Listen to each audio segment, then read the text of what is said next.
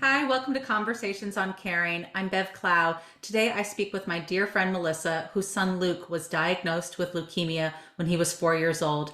In our conversation, we talk about what is most helpful when you are a caregiver and specifically when you're caring for a child who is sick. I can also tell you Luke is now thriving and doing very well. He's 12 years old, and it was a pleasure to have this conversation with my good friend Melissa. I hope that you find it helpful. Hi, Melissa. Thanks so much for being with me. Here we're having a conversation on caring, and I'd love for you to start us out and tell us a little bit about your caregiver experience. Absolutely. Bev, thank you so much for having me. When my son was 4, almost 5, he was diagnosed with leukemia. It was a very long and hard journey. He was in treatment for 2 years. We were in the hospital for over 120 nights. Um, he is doing fabulous now, and he is now 12 years old, happy and healthy.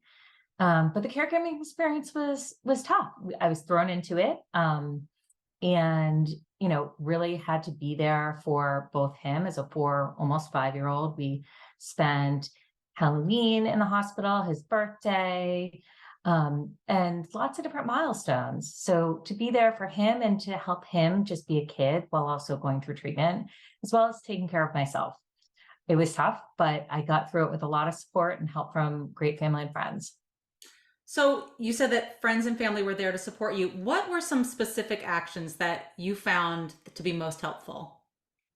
So I found that for friends and family that, really just reached out, didn't expect a lot back from me, was very helpful. If it was through voicemail or text, folks sending me videos, cards, but just knowing that I wasn't responsible for getting back right away and saying thank you and asking how other folks were doing because I was so focused on my son and my family as well. I had a younger son, I have a younger son that was, still at home and just keeping everything still going. Hmm. Was there anything that people said that was ever like not helpful? Was there ever something that people said that would like might rub you the wrong way? Yeah, I mean, I think that everyone was so well intentioned, but there was oftentimes folks would say things like, I don't know how you do it. And, you know, of course, you're just doing it. You're putting one foot in front of the other and doing the best that you can. But in general, I think everyone who reached out, I was just so grateful for. And I understand that, sometimes folks say things that might not be the best thing, but at least they reached out to say they were thinking of us. So Hmm. really appreciated everyone. What do you think now that you've been a caregiver, people don't realize who have not yet been a caregiver? So it's hard. Being a caregiver is very difficult. I think caregivers often aren't thinking about self-care for themselves. They're so focused on the patient. And any advice I would give to a caregiver is really just to take the time and to make sure that they are kind of um, helping themselves and making sure that they're healthy. Because if they're not healthy, then they can't help the person who's sick. Yeah, I know there's a lot of talk about self-care, and like self-care does not necessarily mean like massages and manicures, but it could be something simple as like, are you drinking water? Are you feeding? Yeah, You know? absolutely. Yeah, like the real basics. It's true. Um, I'm curious to know how has the experience of being a caregiver shaped you, now that you're on the other side? Hmm. So I think it's made me much more empathetic. I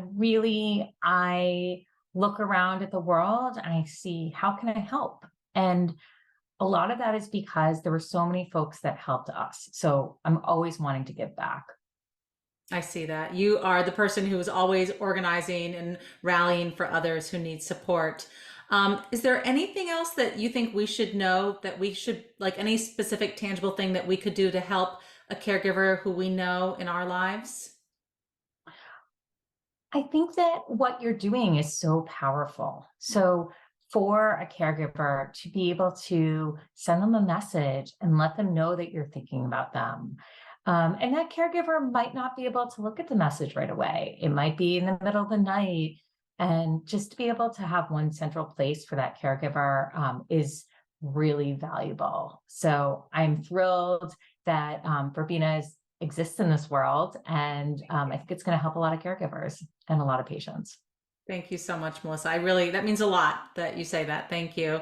And as you know, I'm so happy that Luke is on the other side and is thriving and is just an amazing 12-year-old boy. He seems like a regular kid. If you didn't know the journey he's been on, you would never know, which I think is a testament not only to his health, but to you and to John, the way you have raised him. Oh, thank you. Yeah, thank you. Thanks for being with me today, Melissa. Thanks, Bev.